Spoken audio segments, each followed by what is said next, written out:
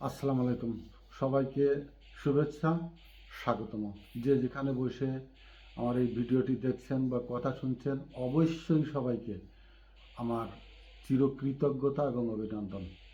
রাজনীতিতে, বিশেষ করে ভোটের রাজনীতিতে, একটি শব্দ খুব চড়াও করে, খুব জনপ্রিয় একটি শব্দ, ভোট ব্যাংক।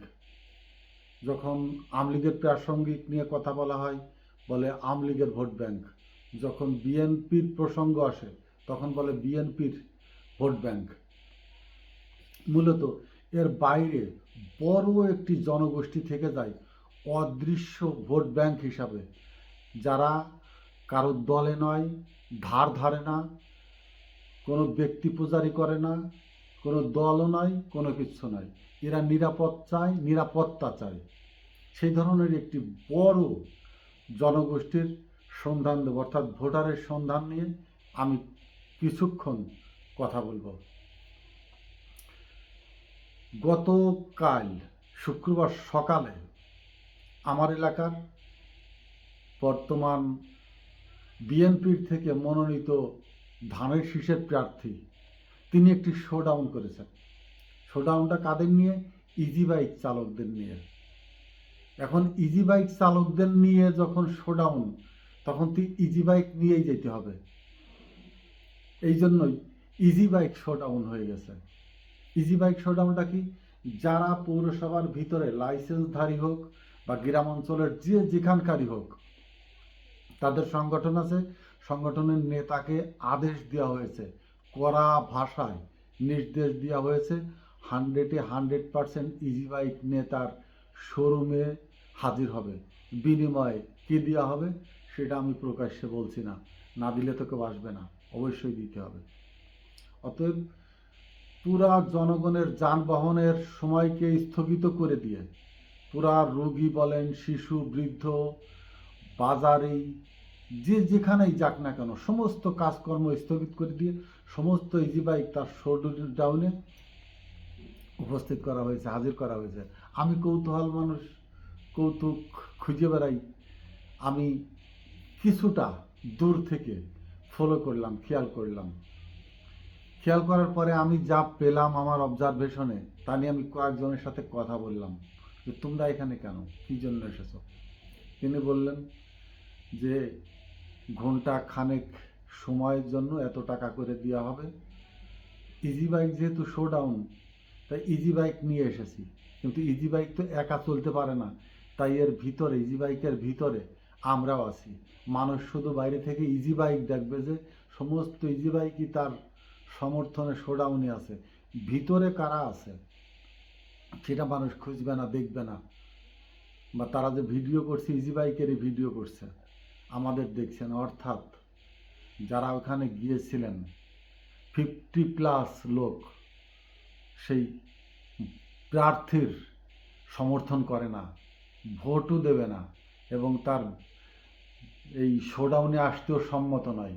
কিন্তু যেহেতু তারা একটি আইনের ভিতর দিয়ে চলে, পৌরসভা থেকে লাইসেন্স নিতে হয়, তাদের চালাতে হয়, রাস্তায় থাকতে হয়, না হলে তাদের গাড়িটা ভাঙচুর হবে, যে কোনো ওসিলায় গাড়িতে আগুন দেওয়ার নামে তাদেরটাই আগে পুরানো হবে, ভাঙা হবে, অথবা পৌরসভার সাথে যোগ সাদস্য করে যে কোনো সুযোগের ফেলে তাদেরকে লাইসেন্স থেকে বঞ্চিত করা হবে, অথবা দলের নেতার আকার ইঙ্গিতে ট্রাফিক পুলিশ দিয়ে ওই গাড়িটি পুলিশ লাইনে ক্লোজ করা হবে, তারপর ব্যাটারি হারিয়ে যাবে, বিভিন্ন হয়রানি।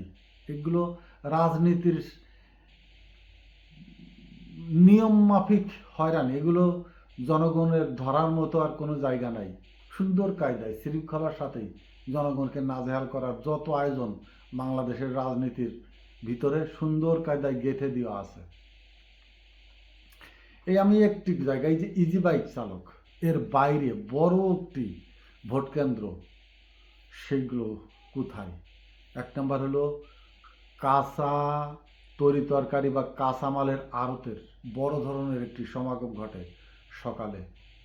রাস্তার পাশ দিয়ে বা বাজারে, হাটে যারা বস্তা চাইটই বিছিয়ে কাঁচা তরি তরকারি বিক্রি করে, যারা সারা শহর বড় বড় দোকানের সামনে এক কোণে বসে চুপচাপ কেউ লেবু, কেউ কদবেল, যে কোনো কিছু খেলনা, কেউ জুতা স্যান্ডেল, কেউ চুরিমালা, একেবারে অবহেলিত একটি বৃহত্তর জনগোষ্ঠী এখানে বসে ব্যবসা বাণিজ্য করে।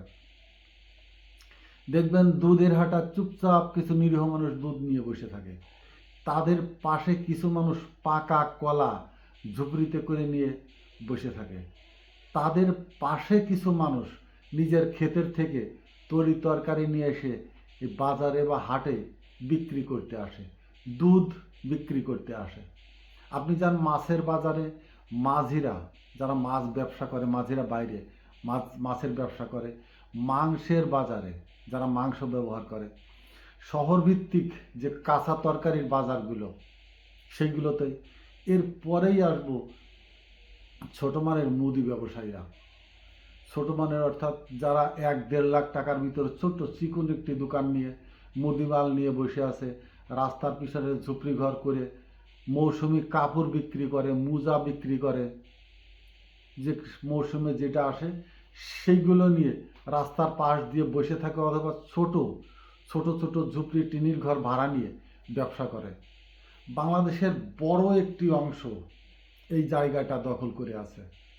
সারাদিন ঘুরে ঘুরে চা বিক্রি করে, সারাদিন ঘুরে ঘুরে ঝালমুড়ি বিক্রি করে, সারাদিন ঘুরে ঘুরে চিরুনি, ফিতা, বিভিন্ন আইটেম প্যাকেট করে বিক্রি করে বেড়ায়, ভ্রাম্যমান ভ্যানে করে বাদাম বিক্রি করে বেড়ায়। বড় একটি অংশ এই জায়গাটা। এরা কারা? এরা কোনো নেতাকে তোয়াজ করে না, তোয়াজ করার প্রয়োজন হয় না। এরা ভোরে অর্ধেক রাত্রি উঠে কাজে চলে যায়। এরা কাজ করে নিজের শ্রম, মেধা, পরিশ্রম দিয়ে আয় করে নিজের সংসারের জন্য বাজার ঘাট নিত্য প্রয়োজনীয় জিনিস কিনে নিয়ে ঘরে ফেরে। এরা নিতা বন্দনায় মত্ত হয় না। ইজি বাইক যারা চালায়, ব্যাটারি চার্জ করে, নিজের গাড়ি নিজে চালায়, বছরে লাইসেন্স করে, কারোর তোয়াজ করার এদের প্রয়োজন নেই, কারোর ধার ধারার কোনো প্রয়োজন নেই, কারণ নেতার লোক না এরা। এরাও কোনো নেতাকে মানে না, নেতার এদের প্রয়োজন নেই। এরা নিজেরাই নেতা, নিজেরা এক একজন বাদশাহ, সম্রাট, জমিদার। এদের কারণ নেতৃত্ব শোনার সময় নেই, কারোর বাড়ির আঙ্গিনায় গিয়ে বসে থাকে না এরা। কিন্তু এদেরকে পুঁজি করে রাজনৈতিক সংগঠনগুলো একেবারে 55 বৎসর ধরেই বড় একটি অর্থের জায়গায় হলো এরা, অর্থাৎ চাঁদা। প্রতি হাটে হাট বিক্রির নামে, খাজনা তোলার নামে গোপনে প্রকাশ্যে এদের কাছে থেকে চাঁদা নেওয়া হয়। আড়তে যতটুকুন জানি, যখন তরমুজের মৌসুম আসে এই রোজার সময়, এমনও গেছে একটা তরমুজের জন্য 100 টাকা দিতে হবে। অর্থাৎ ট্রাক থেকে যখন নামে ওই চাঁদাবাজদের লোক দাঁড়িয়ে তরমুজ গোনে, কতশো পিস তরমুজ কোন আড়তদারের আড়তে নামলো, ঠিক তত 100 টাকা ওই চাঁদাবাজের পাঠানো লোকের হাতে ধরিয়ে দিতে হয়। ঠিক তেমনি কোন আড়তদারের কত পয়সা, রকমের বিক্রি, বড় ধরনের বাজার কমিটির মাধ্যমে একটি চাঁদা কালেকশনের পথ আছে এদের। রাস্তার ধারে যাদের কাছে আমি বললাম, সন্ধ্যার পরে রাতে এদের কাছ থেকে চাঁদা, একটি বড় অংশ চাঁদা এই রাজনৈতিক দলগুলো সংগ্রহ করে আসছে এতদিন। এরা কারোর ভোট ব্যাংকের ভোটার না, এরা নিজেরা নেতা তৈরি করবার মতো ক্ষমতা রাখে। একজন কৃষক কখন ক্ষতিগ্রস্ত হয়? যখন প্রাকৃতিক দুর্যোগ বা ফসলহানি অথবা বাজার মূল্যের কমের জন্য একজন কৃষক ক্ষতিগ্রস্ত হয়। কৃষকের কাছে চাঁদাবাজ খুব একটা ভেরে না, যায় না। কৃষকের একটি ছেলে নেতার সাথে থাকে, এই নেতার সাথে থাকে যে কৃষকের ছেলে, এও এলাকার প্রভাবশালী হয়ে ওঠে, সিন্ডিকেটের লিডার হয়ে ওঠে এরা। কিন্তু আমি যাদের কথা বললাম, ড্রাইভার, পিক আপের ড্রাইভার, মাইক্রো ড্রাইভার, অ্যাম্বুলেন্সের ড্রাইভার, ছোট সিএনজি ড্রাইভার, এরা নিজেরা আয় করে নিজেরা চলে। তারপরেও এরাও চাঁদাবাজের আওতায় চলে আসছে। লিস্ট করে কন্ট্রোলের মাধ্যমে, যেখান থেকে ট্রাকের সমিতির মাধ্যমে ট্রাক ভাড়া যাচ্ছে কত টাকায়, চাঁদা বাবদ কত টাকা একটি ট্রাক ঢাকা মাগুরা থেকে ঢাকা বা মাগুরা থেকে কুষ্টিয়া খুলনা যশোর যেখানেই যাক না কেন কত পার্সেন্ট ওখানে ধরা হয়। ওষুধ বিক্রেতার দোকান থেকে কত পার্সেন্ট কত টাকা কিভাবে চাঁদা কালেকশন করা হবে, সুন্দর বন্টন আছে।